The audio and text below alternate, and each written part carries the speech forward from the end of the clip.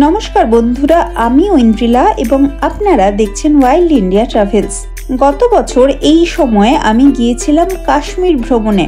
8 দিনের কাশ্মীর ভ্রমণে আমাদের মূল উদ্দেশ্য ছিল পাখি দেখা। তবে এটা ফ্যামিলি ট্রিপও ছিল। পরিবারের সাথে ঘুরেছি, বিভিন্ন রকম কাশ্মীরি খাবার দাবার ট্রাই করেছি। কাশ্মীরের যা যা সাইট সিইং হতে পারে সেগুলোও দেখেছি এবং সাথে সাথে জীবনের প্রথম এত ম্যাসিভ তুষারপাত দেখতে পেয়েছি। কাশ্মীর একটা এমন জায়গা যেটা সম্বন্ধে কিন্তু বাঙালি পর্যটক সব সময় আলাদা রকমের একটা চিন্তা ভাবনা মনে পোষণ করেন। আমার কাশ্মীরের ওপরে 15টি পর্বের একটি দীর্ঘ সিরিজ আমি গত বছর পাবলিশ করেছিলাম। এই ভিডিওর ডেসক্রিপশনে আমি সেই প্লেলিস্টের লিংক দিলাম। যারা যারা আগ্রহী তারা সেই রকমভাবে দেখে নিতে পারেন। আমার প্ল্যান ফলো করে নিজেও ঘুরতে পারেন। আজকের ভিডিওতে আমি বলবো কাশ্মীরে পাখি দেখতে গেলে কোথায় কোথায় যেতে হবে এবং কি কি পাখি দেখার সম্ভাবনা আছে।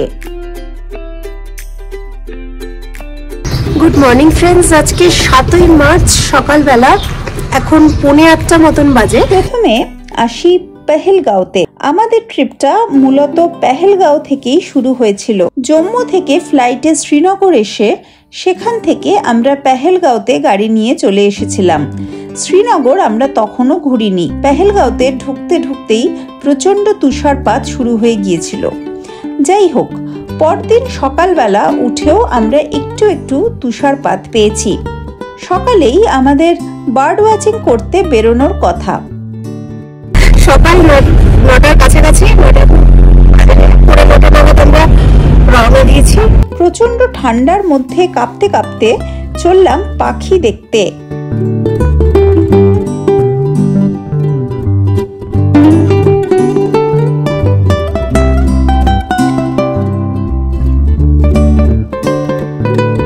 প্রথম যে পাখিটা দেখতে পেলাম তার নাম ব্রাউন ডিপার। এই ব্রাউন ডিপার পাখি এই রকমের উচ্চতায় খুবই কমন। জলের মধ্যেই এই পাখিকে দেখতে পাওয়া যায়। আপনারা যারা আমার ভিওএফ সিরিজ দেখেছেন তারা জানেন যে হেমকুণ্ড সাহিবের মতন উচ্চতাতেও কিন্তু আমি ব্রাউন ডিপার দেখতে পেয়েছিলাম। ব্রাউন ডিপার তুলনামূলকভাবে একটু কমন। তবে কাশ্মীরে আমি যেভাবে দেখতে পেয়েছিলাম এত ভালোভাবে আগে আমি কখনোই দেখিনি, পরেও আর কখনো দেখিনি। ব্রাউন ডিপারকে সত্যি সত্যি জলে ডুবে ডুবে পোকা ধরে খেতে দেখেছিলাম। ব্রাউন ডিপারের একটা ইন্টারেস্টিং বিহেভিয়ার হচ্ছে, যখন তারা বাসা তৈরি করে বা প্রজনন সময়ে বাচ্চাদের খাওয়ানোর জন্য তারা একটুখানি গভীর জলে গিয়ে বেশি সময় ধরে পোকা সংগ্রহ করে। এর কারণ হচ্ছে তাদের নিজেদের খাবার জোগাড় করতে হয়, তার সাথে সাথে বাচ্চাদেরও খাবার জোগাড় করতে হয়। এই ব্রাউন ডিপারটার বিহেভিয়ার দেখে পরিষ্কার বোঝা যাচ্ছে যে এ কিন্তু খাবারের জন্য অনেকটা সময় ইনভেস্ট করছে এবং বেশ গভীর জলে গিয়েই ডুব দিচ্ছে। তার মানে এ নিশ্চয়ই নেস্টিং করেছে। এমনিতেই ব্রাউন ডিপারের নেস্টিং পিরিয়ড হচ্ছে ডিসেম্বর থেকে এপ্রিল পর্যন্ত। আমরা ফেব্রুয়ারির শেষের দিকে এবং মার্চের শুরুর দিকে গিয়েছিলাম কাশ্মীর। এই সময়টাই কিন্তু কাশ্মীরে পাখি দেখার জন্য আদর্শ সময়। ফেব্রুয়ারির মাঝামাঝি থেকেও আপনি যেতে পারেন। পেহেলগাঁওতে এবার ঘুরতে ঘুরতে আরও একটা জায়গায় এলাম। এই জায়গাটার কোনো পার্টিকুলার নাম নেই। এখানে একটি সেনা ছাউনি ছিল। যেহেতু আমাদের গাইড স্থানীয় মানুষ, সেই জন্য সেনাবাহিনীর সাথে কথা বলে আমরা এই জায়গাটাতে বার্ডিং করেছিলাম। এখানে স্কেলি বেলিড উডপেকারের ছবি পেয়েছিলাম। তাছাড়া কমন কিছু পাখি তো ছিলই। গাইডের ডিটেলস এবং কিভাবে ট্যুর করলাম, ট্যুর অপারেটর ইত্যাদি সমস্ত ডিটেলসের জন্য ডেসক্রিপশনে দয়া করে দেখুন। পিকচারেস্ক, তাই না? চিত্রকম। সব সময় মনে হচ্ছে যে এটা ছবি তুলি, ওটা ছবি তুলি, এখানে দাঁড়াই সেখানে দাঁড়াই। লিডার নদীর একদম ধারে, লিডার নদী এর ধারে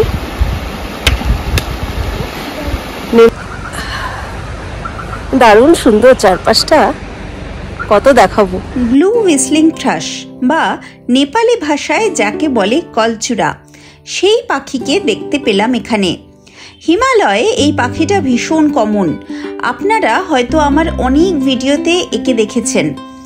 তুলনামূলকভাবে আমার মনে হয়েছে যে কাশ্মীরের ব্লু হুইসলিং থ্রাশগুলো একটু কম লাজুক।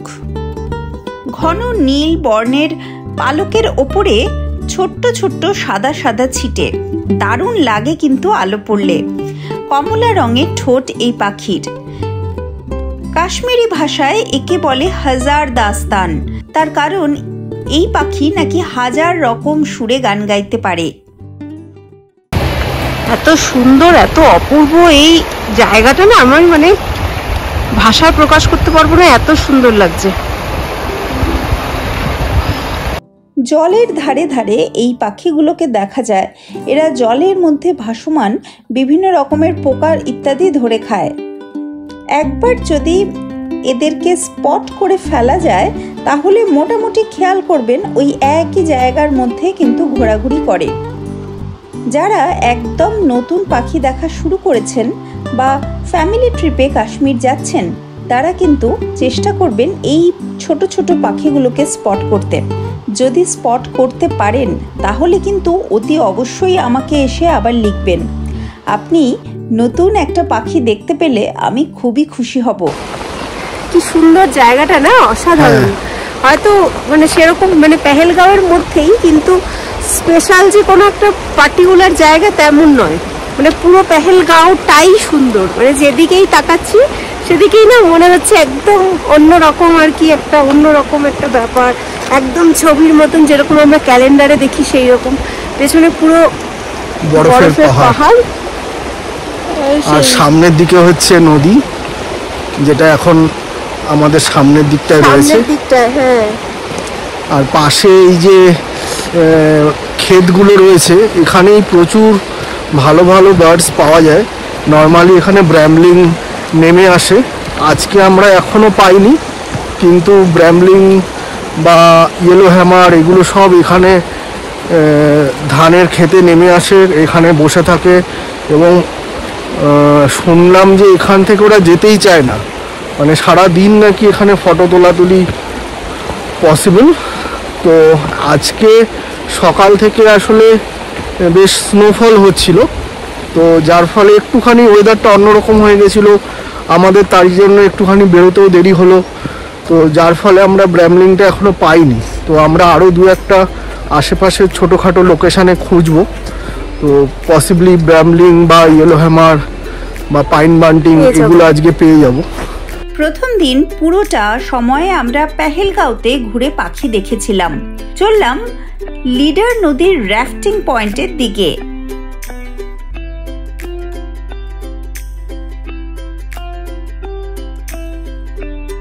পেহেলগাঁওতে এই রাফটিং পয়েন্টটা বেশ পরিচিত নাম। এখানে একটা ব্রিজ রয়েছে, চারপাশে দারুণ সুন্দর পাহাড়ের শোভা, আর লিডার নদী তো রয়েছে। এখানে দেখতে পেলাম আইবিস বিল পাখি। ভারতবর্ষের খুব কম জায়গাতেই কিন্তু এই আইবিস বিল দেখতে পাওয়া যায়। আইবিস বিল কিন্তু ঝাঁকেও দেখতে পাওয়া যায়। এখানে এই মুহূর্তে দুটো আইবিস বিল রয়েছে। ধরে নেওয়া যায় এটা একটা ব্রিডিং পেয়ার। এরা কিন্তু মানুষ দেখলে খুব একটা বেশি ডিস্টার্বড হয় না। নদীর এক পার থেকে আরেক পারে যাবার জন্য উড়ে যাবার থেকে সাঁতার দিয়ে যাওয়াটাই এদের বেশি পছন্দ। মন ভরে দেখলাম এই আইবিস বিলকে, ছবিও তোলা হলো প্রচুর। ভারতবর্ষের খুব কম জায়গাতেই আইবিস বিল দেখতে পাওয়া যায়। অরুণাচলে যেমন দেখা যায়, তেমনি এই কাশ্মীরের এই অংশে দেখতে পাওয়া যায়। এই জায়গায় আপনারা যারা ফ্যামিলি ট্রিপে কাশ্মীর যাবেন, এই পাখিটা দেখতে কিন্তু অতি অবশ্যই চেষ্টা করবেন ধৈর্য ধরে এবং একটু সাইলেন্স মেনটেন করে চলতে।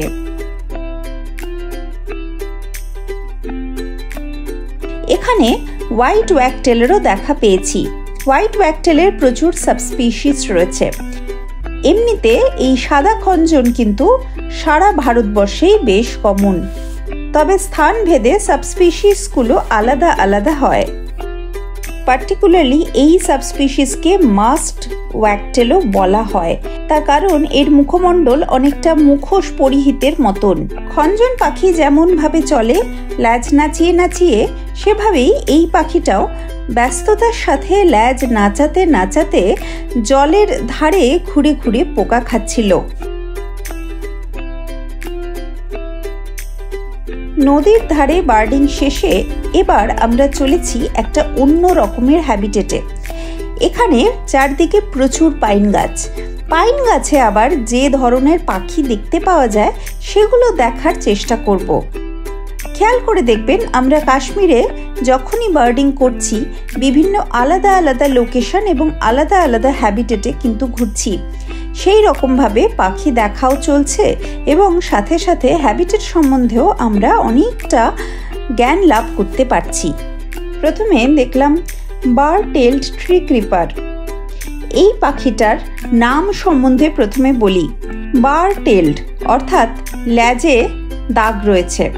ট্রি ক্রিপার বোঝাই যাচ্ছে গাছ বেয়ে বেয়ে ওঠা হচ্ছে এর মূল কাজ।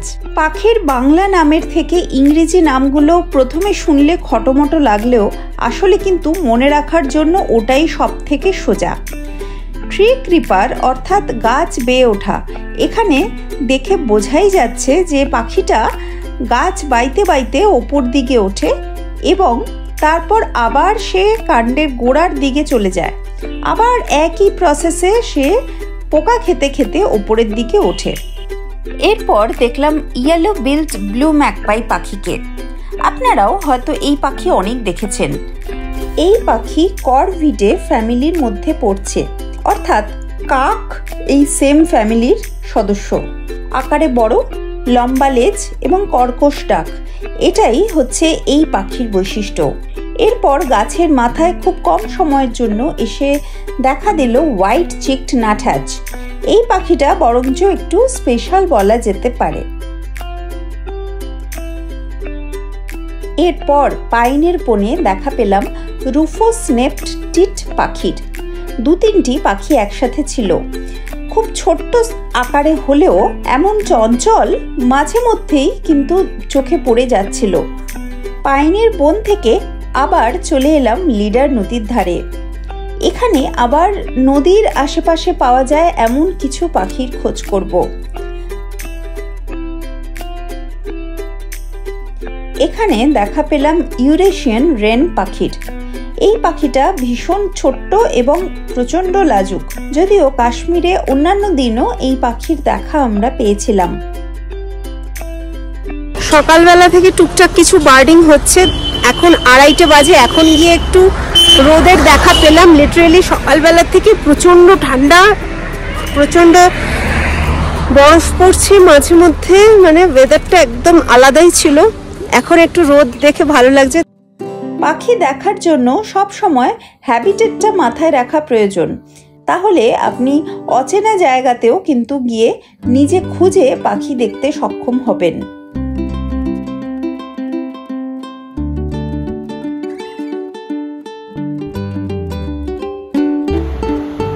লিডার নদীর ধার বরাবর খুঁজছি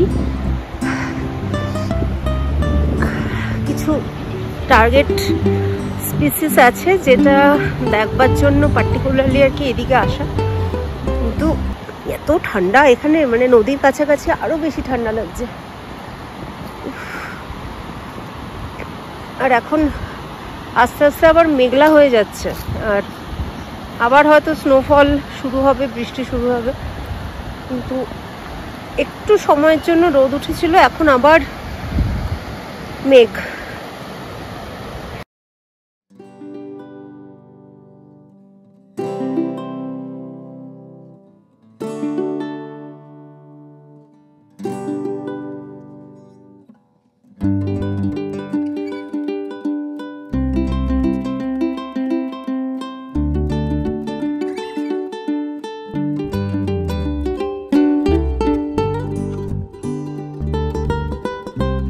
নদীর ধারে যে পাখি কমন, যেমন ব্রাউন ডিপার, যেটা পেহেলগাঁওতে কিছুক্ষণ আগেও দেখালাম, সেই পাখিটা এই লোকেশনেও দেখতে পেয়েছি।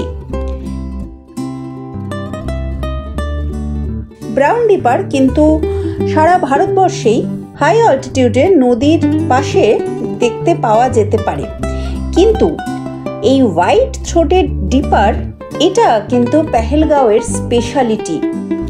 এই লোকেশনে এই পাখিটাকেও দেখতে পেয়েছিলাম।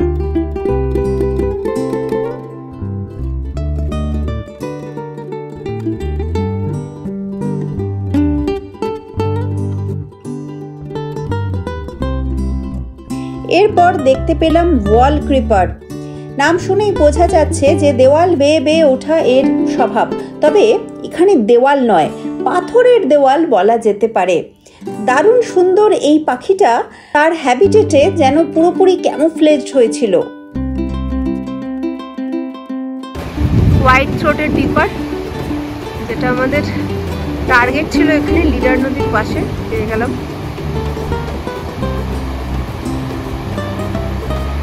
খুব ফ্রিকোয়েন্ট স্পিসিস পেহেলগাঁওয়ের, ইজিলি পাওয়া যায়।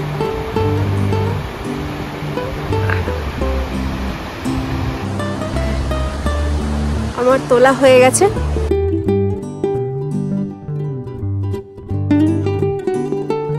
শ্রীনগরে এসে একদিন আমরা হাউস বোটে ছিলাম, পরদিন সকালবেলা চললাম সোপুরের উদ্দেশ্যে। এটা পাখি দেখার একটা অন্যতম গুরুত্বপূর্ণ লোকেশন। কাশ্মীরে যারা সাধারণ পর্যটক আসেন ফ্যামিলি ট্রিপে, তাদের এই জায়গাটায় যাবার অতটা প্রয়োজন হয় না, কিন্তু সোপুরে বার্ড ওয়াচাররা অতি অবশ্যই যান। বারামুলার ডিস্ট্রিক্টের মধ্যে পড়ছে এই সোপর। যাবার পথে পীর পাঞ্জাল শৈলশ্রেণী চোখে পড়ল। দারুণ সুন্দর লাগছিল বরফাবৃত তুষার শৃঙ্গ দেখতে দেখতে পথ চলতে। মার্চের শুরুর দিকে কাশ্মীরের রূপ অনন্য সাধারণ। রাস্তার দুধারে পাতা খসিয়ে দাঁড়িয়ে রয়েছে পাইন, ফার, উইলো, ম্যাপল ইত্যাদি গাছেরা। সকালবেলা চলে এসেছি বার্ডিং করতে ডাল লেকে, যেখানে রয়েছিলাম আর কি, হাউস বোটে ছিলাম। সেখান থেকে বেশ অনেকটা সময় লাগলো, ঘন্টা দুয়েক মতন টাইম লাগলো এই অবধি আসতে। এটা তো ম্যাকপাই। প্রথমেই চোখে পড়লো একটা ইয়েলো বিল্ড ব্লু ম্যাকপাই।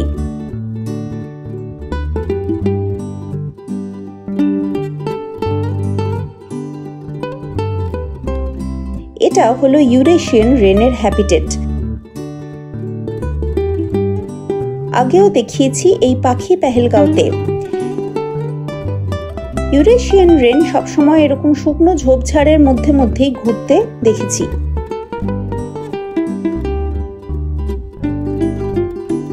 কাকের মতন দেখতে এই পাখিটা, কিন্তু আমাদের পাতিকাক বা দাঁড়কাক নয়, এটা হলো ইউরেশিয়ান জ্যাকড। এর চোখের দিকে তাকালেই আপনি বুঝতে পারবেন কেন এটা অন্যান্য কাকেদের থেকে আলাদা। সোপরে একটুখানি হাঁটতে হাঁটতেই আমরা চারপাশে প্রচুর পাখি দেখতে পাচ্ছিলাম। এখানে আশেপাশে কোনো গ্রাম সেরকম ভাবে দেখলাম না, কিন্তু এখানে আপেল বাগান রয়েছে। যদিও এখন পত্রহীন আপেল গাছ দাঁড়িয়ে রয়েছে, তার মধ্যেই এত পাখি চোখে পড়ছিল যে ছবি তুলে তুলে শেষ করা যাচ্ছিল না।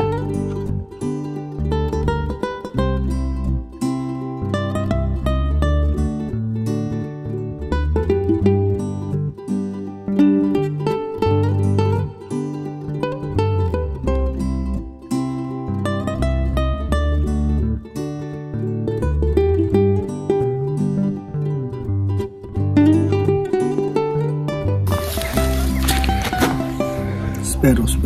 Dos sparrow?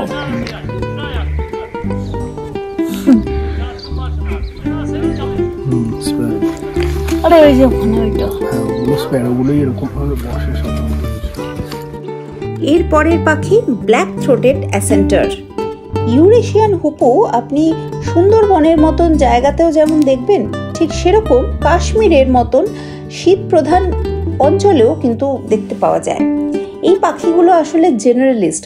এই পাখির বেঁচে থাকা বা বংশবৃদ্ধি করার জন্য কোনো বিশেষ রকমের অর্থাৎ নিশ কোনো আবহাওয়া বা বাসস্থানের প্রয়োজন হয় না। সেই জন্য যে কোনো জায়গাতেই মোহনচূড়ার দেখা পাওয়া খুব সহজ।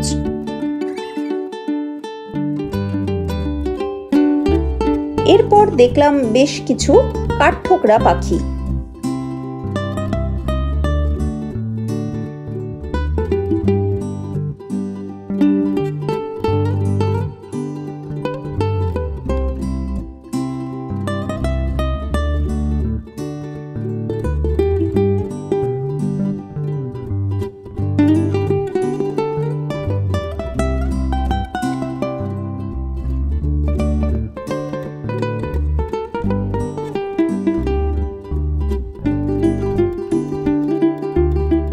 তার মধ্যে সব থেকে বেশি মানে লাইফার্স এখানে পাওয়া যায় সোপোর। মানে লাইফার মধ্যে ইউনিক বার্ড, ইন্ডিভিজুয়াল মানে স্পিসিস ওয়াইজ মানে সব থেকে বেশি, মানে দাচিগ্রাম বলো, উলার লেক বলো, ইউসমার্গ বলো, হোকেশ্বর বলো, সব কিছু মিলিয়ে আমি দেখেছি সোপোর মানে বেস্ট। কিন্তু তুমি অ্যাট এ টাইম অনেক স্পিসিস হয়তো পাবে না, ভালো বিভিন্ন সময় ভালো ওয়েদার থাকলে, ভালো সিজনে আসলে অনেক স্পিসিস হয়ে যায়। আর এলাকাটা অনেক বড়, মানে এটা হেঁটে কভার করা 2-2.5 ঘন্টা হাঁটা হয়ে গেল। মেইনলি হচ্ছে পরীক্ষার পাস ধরে ধরে হাঁটছি। হ্যাঁ, মেইনলি হচ্ছে অ্যাপেলের অর্চার্ড।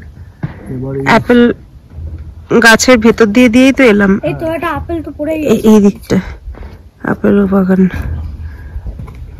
হ্যাঁ, কত আপেল পড়ে আছে এখানে, সব ফেলে দিয়েছে ড্রেনে বা এই গাছ থেকে হয়তো পড়েছে। হ্যাঁ, এরপর দেখলাম আরো বেশ কিছু স্পেশাল পাখি, যেমন পাইন বান্টিং, ইয়েলো হ্যামার, ব্র্যামলিং ইত্যাদি।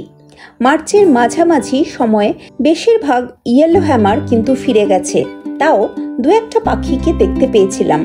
পাখির ছবি তোলা এবং পাখি দেখা দুটোর মধ্যে একটা বেসিক পার্থক্য রয়েছে। যারা পাখির ছবি তুলতে বেশি আগ্রহী তারা চেষ্টা করেন একটা পাখির ভালো শট পেতে। সেটার জন্য হতে পারে সেই লোকেশনে ঘন্টার পর ঘন্টা যদি অপেক্ষাও করতে হয়, সেটাও কিন্তু তারা করতে প্রস্তুত। অন্যদিকে যারা শুধু পাখি দেখতে ভালোবাসেন তারা মোটামুটি একটা রেকর্ড শট হলেই সেই জায়গাটা ছেড়ে আবার অন্য পাখির দিকে মনোনিবেশ করেন, বা সেই জায়গা ছেড়ে চলে যান এবং অন্য জায়গায় গিয়ে পাখি খোঁজা শুরু করেন। এতে কি হয়, তাদের দেখা পাখির সংখ্যা অনেক বাড়ে, কিন্তু ছবিগুলো হয়তো অত ভালো হয় না। বেশিরভাগ মানুষই এই পাখি দেখা আর পাখি ছবি তোলার মাঝামাঝি একটা জায়গায় রয়েছেন, আমি নিজেও তাই।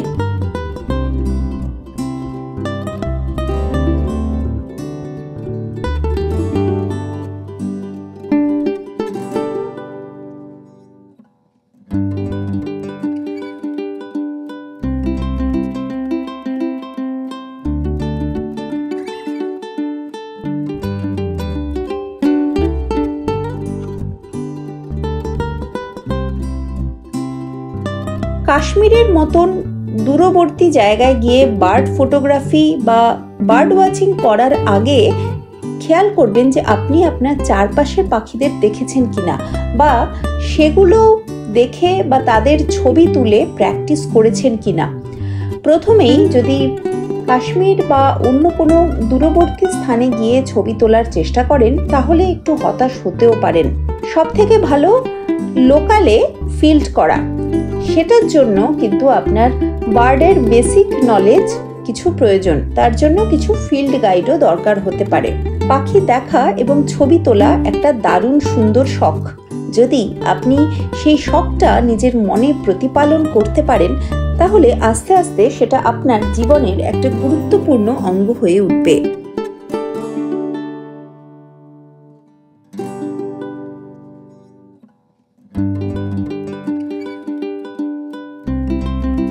আজকের পাখি দেখা ইউসমার্গে।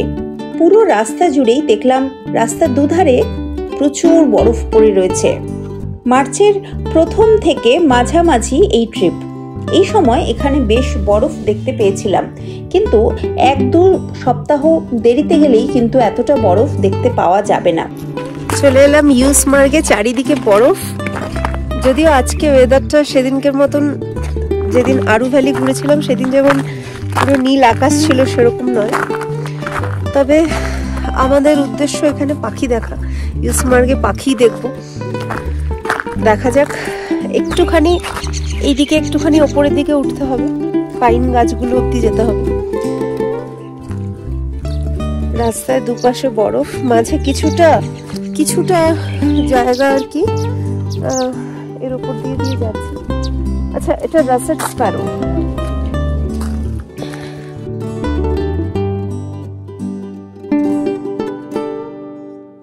বেশ ঠান্ডা কিন্তু এখানে, মানে আজকে এতক্ষণ তো গাড়িতে ছিলাম, অতটাও ঠান্ডা লাগছিল না, কিন্তু গুলমার্গে ভালোই ঠান্ডা, আর রোদও সেইভাবে ওঠেনি, পুরো বরফ চারিদিকে, বরফের মধ্যে দিয়ে দিয়ে যাচ্ছি, ঠান্ডা আছে ভালোই,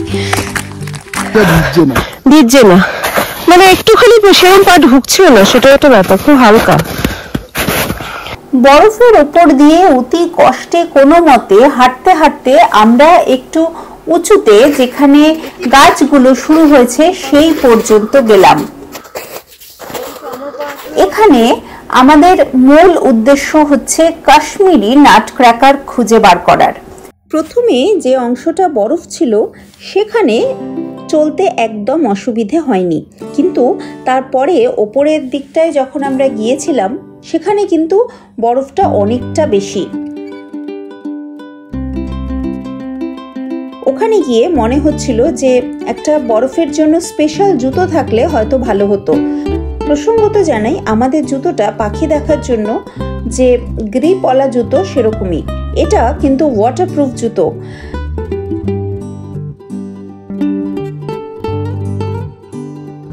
এই লোকেশনে আসার প্রধান উদ্দেশ্য কিন্তু কাশ্মীরি নাট ক্র্যাকার খুঁজে বার করা।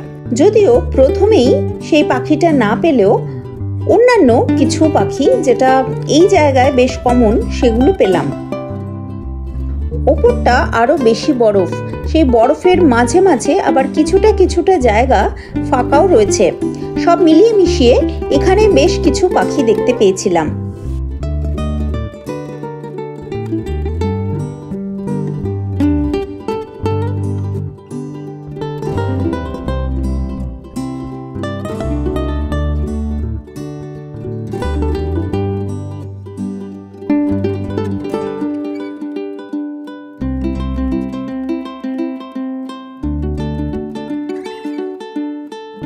তারপর অভীষ্ট পাখিটাও দেখতে পেলাম, কাশ্মীরি নাট ক্র্যাকার।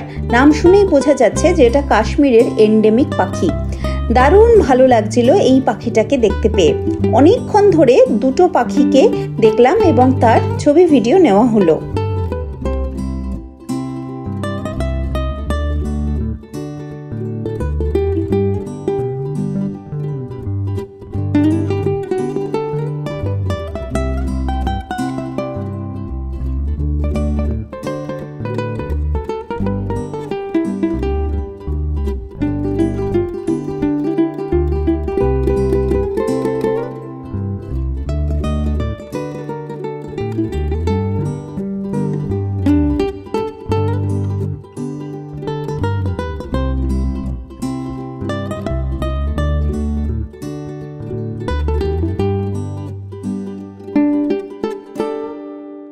তোমার এক্সপেরিয়েন্সটা বলো।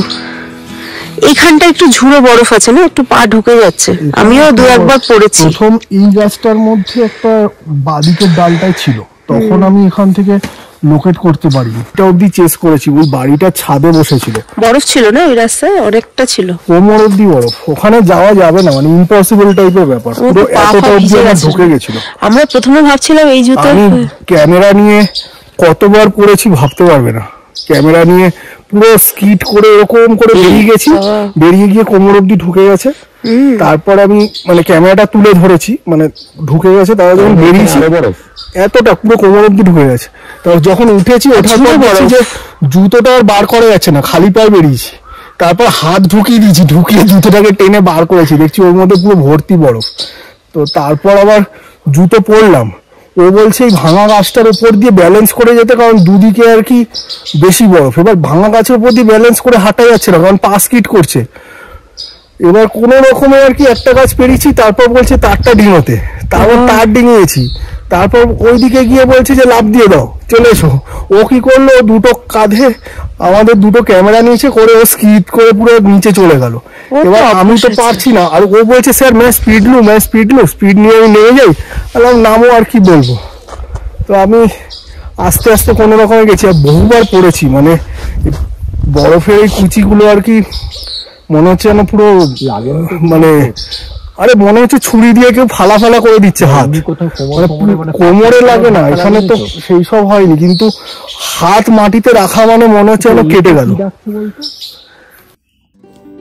ইউসমার্গে বরফের ওপর থেকে নেমে তারপরে রাস্তা দিয়ে আবার আমরা শ্রীনগরে যেখানে ছিলাম সেদিকে রওনা দিলাম। তবে পথে যাবার সময় কিন্তু অনেক পাখি দেখতে পেয়েছিলাম। যেখানে যেখানে পাখির অ্যাক্টিভিটি আছে এবং পাইনের বন, সেখানে সেখানেই আমরা দাঁড়িয়ে চেক করতে করতে গেছি। কিছু কিছু পাখি আমরা আগেও দেখেছি এবং কিছু কিছু পাখি নাম দেখেই বোঝা যাচ্ছে যে কাশ্মীরের স্পেশাল, তো সেই পাখিগুলো দেখতে পেয়েছিলাম।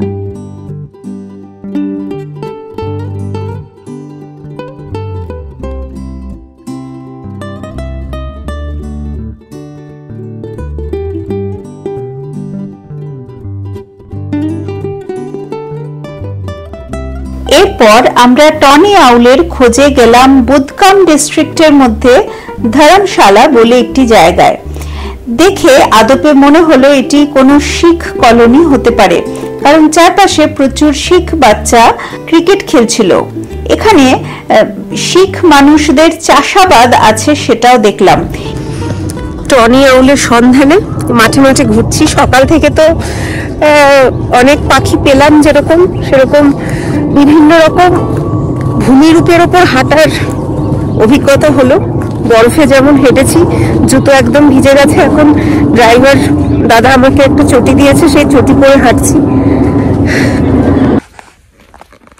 এই চাষের জমির ঠিক পরেই একটা জঙ্গল মতন এলাকায় পাওয়া গেল টনি আউল।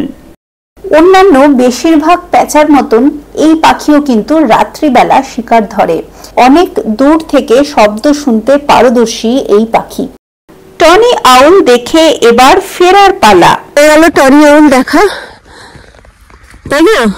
লাইচার দুটো ছিল, মোস্ট প্রবাবলি মেল ফিমেল। হ্যাঁ, একটা কোটরে ঘুমাচ্ছে আর একটা একটু বাইরে রয়েছে, আর ইয়েলো বিল ব্লু ম্যাকপাই গুলো এসে একটু ডিস্টার্ব করার চেষ্টা করছে, তো ওই জন্য বাইরেরটা একটুখানি একবার তাকিয়েছিল। আমরা সামনে গেলাম যে তাতেও ডিস্টার্ব হয়নি, কিন্তু ম্যাকপাইটার জন্য ও ফট করে তাকালো একবার ঘুরে। বলো, এতদিন আমরা বার্নাউল, তুই বার্নাউল দেখেছিলি তাই তো? বার্নাউল তো আমাদের বাড়িতেই আছে।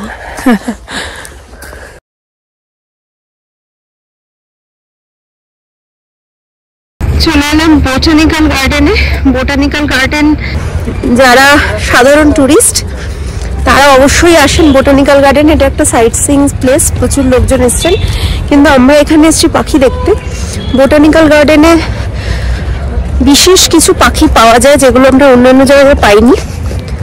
তো যদিও আজকে ওয়েদার অত ভালো না, এখন প্রায় 5টা বাজে, কিন্তু আলো নেই অতটা ভালো। দেখা যাক কিছু পাওয়া যায় কিনা। শ্রীনগরের বোটানিক্যাল গার্ডেনের সামনের অংশটা যেমন সাজানো গোছানো, সেখানে পাখি দেখতে পাওয়ার চান্স একটু কম। এর পেছনের যে অংশটা, এখানে কিন্তু ভালোই বার্ড ওয়াচিং হয়। এই জায়গাটাতে আসার জন্য কিন্তু এমনিতে অনুমতি দেওয়া হয় না, সেই জন্য সব থেকে ভালো হয় লোকাল কারোর সাথে ঘোরা। আমার মনে হয় আপনারা যদি গাইডের সাহায্য না নিয়ে বার্ড ওয়াচিং করবেন মনে করেন, তাহলে চেষ্টা করুন হোটেলে বলে বা কোথাও বলে স্থানীয় কাউকে নিয়ে যাবার।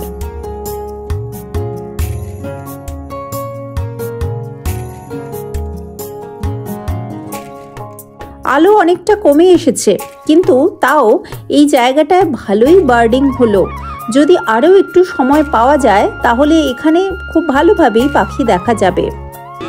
বোটানিক্যাল গার্ডেনের পেছনের অংশটা চড়াই উতরাই ভরা। এইখানে এসে আমরা অরেঞ্জ বুলফিঞ্চের ছবি পেলাম। সেটা ছাড়াও আরো বেশ কিছু পাখি পেয়েছিলাম।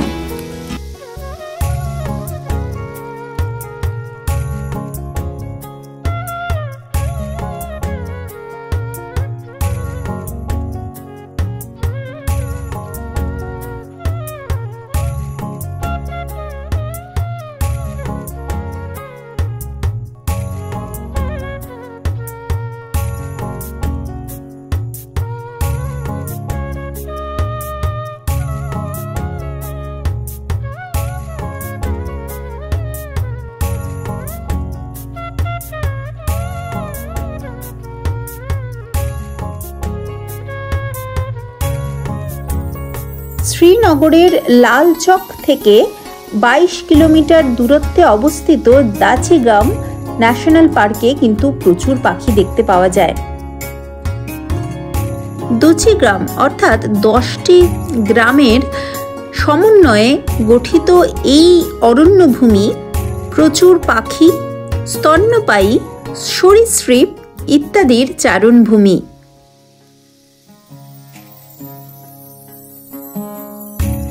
প্রথমে ঢুকেই দেখেছিলাম অনেকগুলি পিঙ্ক ব্রাউড রোজফিঞ্চ।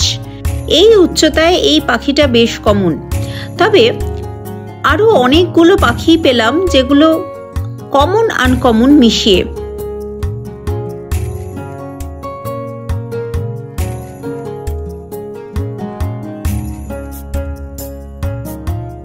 অন্যান্য সমস্ত জাতীয় উদ্যানের মতন দাচিগ্রামে ঘোরার জন্য কিছু নিয়ম রয়েছে। এখানে পায়ে হেঁটে ঘোরার অনুমতি পাওয়া যায়। এছাড়াও ব্যাটারি চালিত গাড়ি রয়েছে। 10 বছরের নিচে বাচ্চাদের প্রবেশ মূল্য নেই, আর ভারতীয়দের জন্য প্রবেশ মূল্য মাত্র 25 টাকা। ক্যামেরা চার্জেস 100 টাকা। ছাত্র এবং শিক্ষকদের জন্য প্রবেশ মূল্য মাত্র 2 টাকা।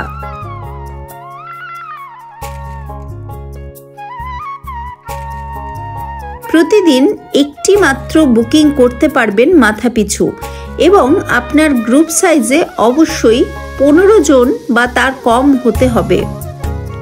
অনলাইনেও কিন্তু বুকিং করা যায়। মোটের ওপর বলা যায় যে কাশ্মীরে আপনি যত বেশি সময় দেবেন পাখি দেখার জন্য তত বেশি ভালো।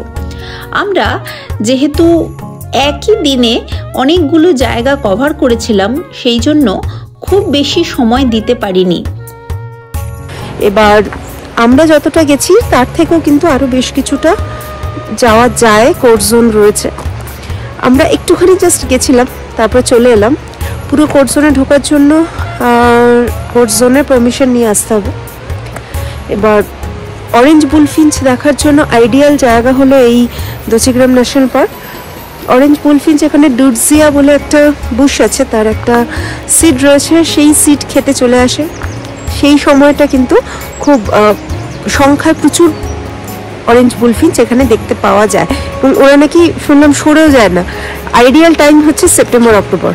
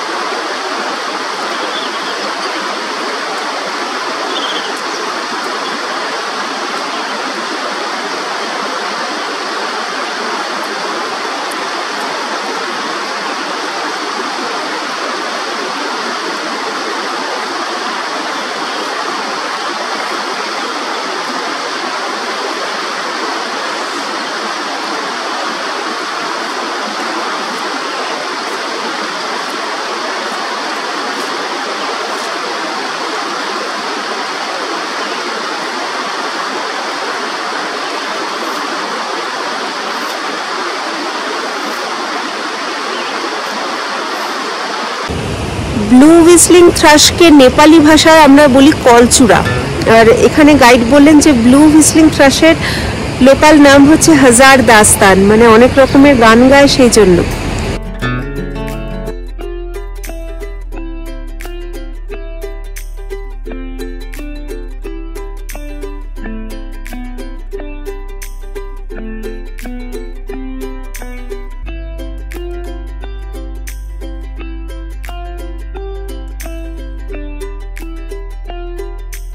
আজকে কাশ্মীরের যতগুলো জায়গায় পাখি দেখার কথা বললাম তার মধ্যে সর্বশেষ এবং সপ্তম স্থানটি হলো শ্রীনগর।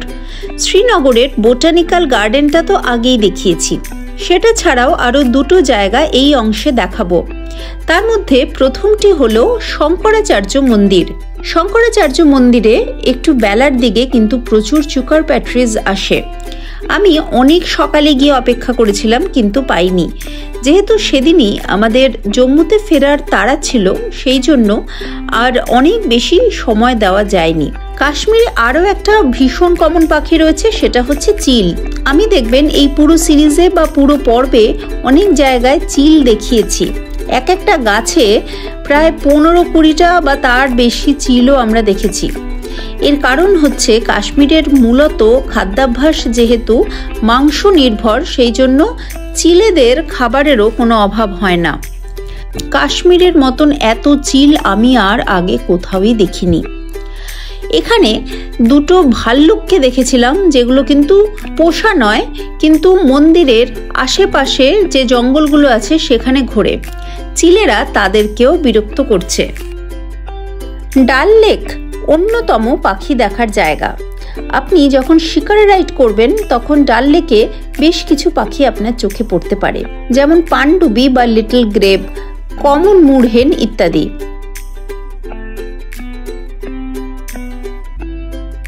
আমি যে জায়গাগুলোর নাম এই ভিডিওতে বললাম সেগুলো ছাড়াও কাশ্মীরে কিন্তু আরও বেশ কিছু বার্ড ওয়াচিং হটস্পট রয়েছে। যাবার আগে সেগুলো সম্বন্ধে ইন্টারনেট থেকে বা পরিচিত কারোর মাধ্যমে খোঁজ খবর করে যেতে পারেন। আমাদের এই ট্যুরটি আয়োজন করেছিলেন নর্থ ইস্ট ট্রাভেলস। বার্ড ওয়াচিংয়ের জন্য গাইড বা অন্যান্য সমস্ত তথ্য আমরা ওনার থেকেই পেয়েছিলাম। আপনারা যদি নিজেরা ঘোরার আয়োজন করেন তাহলে অতি অবশ্যই আমার বাকি কাশ্মীরের ভিডিওগুলো দেখবেন, তাহলে আমার মনে হয় একটা বড়সড় হেল্প আপনাদের হতে পারে। বার্ডিং হটস্পটগুলো জানার জন্য eBird ডেটা কনসাল্ট করাটাও ভীষণ উপযোগী।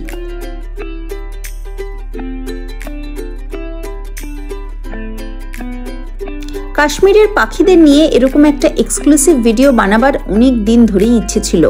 কেমন লাগলো এই উপস্থাপনা আমাকে কিন্তু অতি অবশ্যই জানাবেন। ভালো লাগলে লাইক করুন, শেয়ার করুন আপনার প্রকৃতি প্রেমী, পাখি প্রেমী বন্ধুর সাথে। ওয়াইল্ড ইন্ডিয়া ট্রাভেলসকে ফলো করুন ফেসবুকে এবং ইনস্টাগ্রামে।